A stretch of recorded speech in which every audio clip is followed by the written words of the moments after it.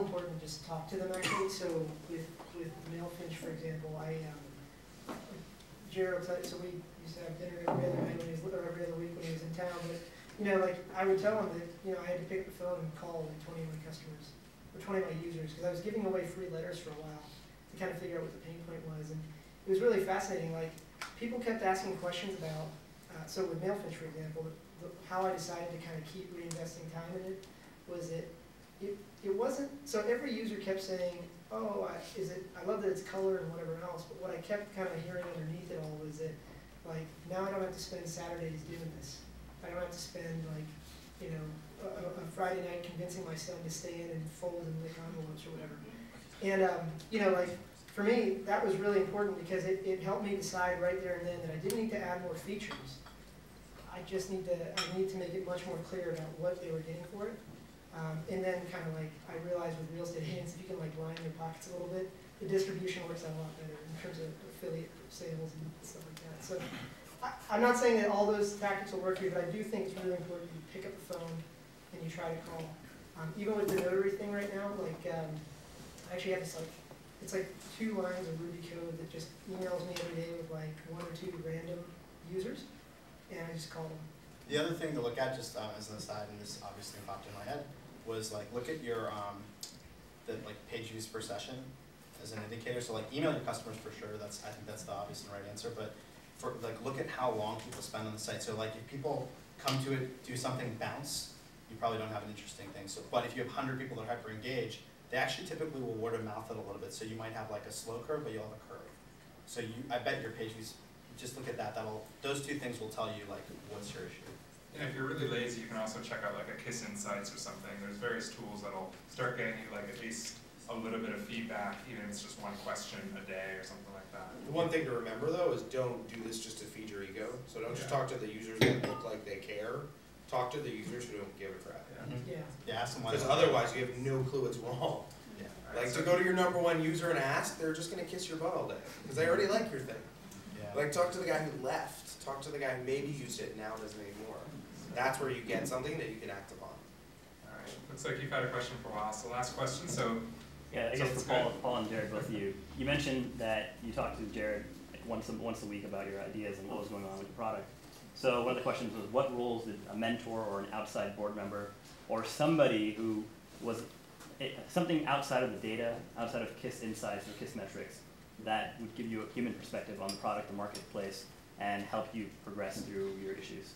Well, I'll just say, I mean, I personally believe that you are the product of the 5 people who you're closest with.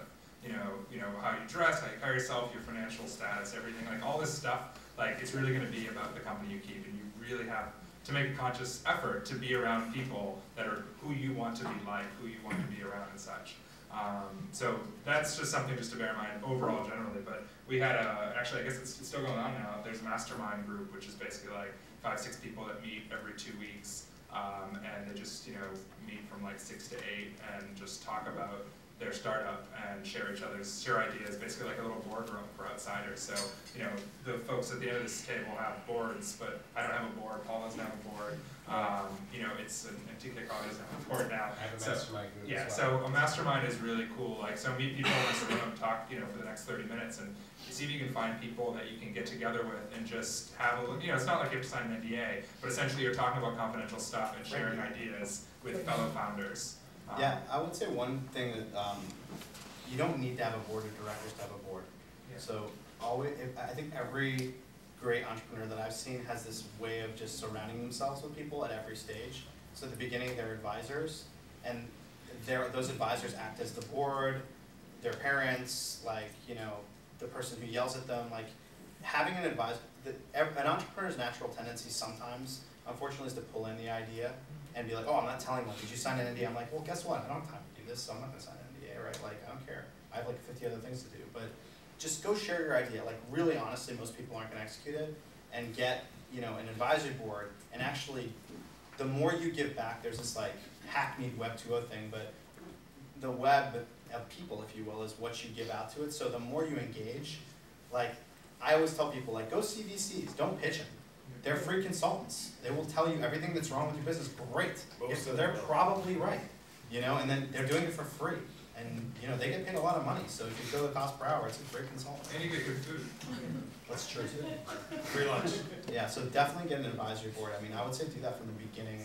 Have people that'll call bullshit, people that'll beat you up, not people that are nice to you. Yeah, you don't want yes men. You don't have to call it a board of any sort. It could just be 1 or 2 people. But the more you structure it, the more you're likely to actually do it. Because like if you have a mentor or an advisor, even if they have a stake in your company, if you don't set up some expectation that you're going to talk every 2 weeks, you won't. And then it's just like it's just a waste. And yeah, it's great to have people out there doing business development for you, which probably doesn't really even happen anyway.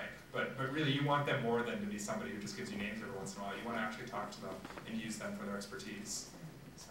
So for me, it's just like, so I'm not gonna, I would echo everything they said. I would just add that, like, for me, what I found is that, like, the startup community is pretty small. Actually, if you look around, most of the faces here, you see at every event, right?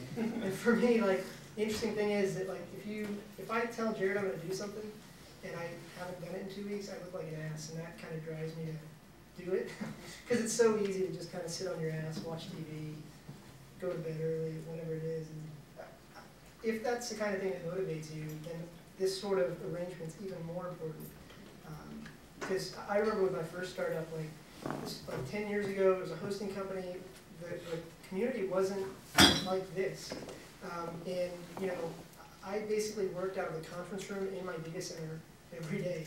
And it was lonely, right? And luckily we made it through that. But now being able to talk to people and email them, what's really fascinating is that, like, you're not geniuses. I'm not a genius. None of these guys claim to be geniuses.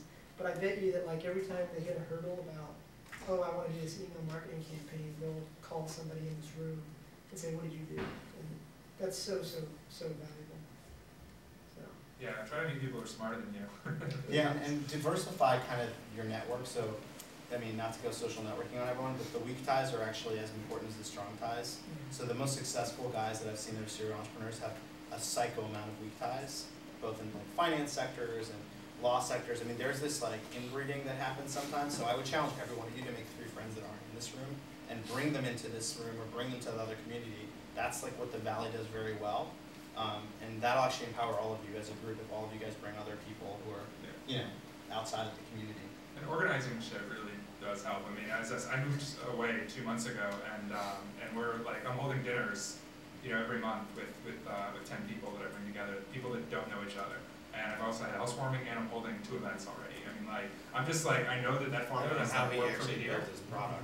Yeah. I don't either, but I mean, I'm on the business side, and I have to surround myself with people that can help grow my business and be part of it and help out, and you give and you get something back.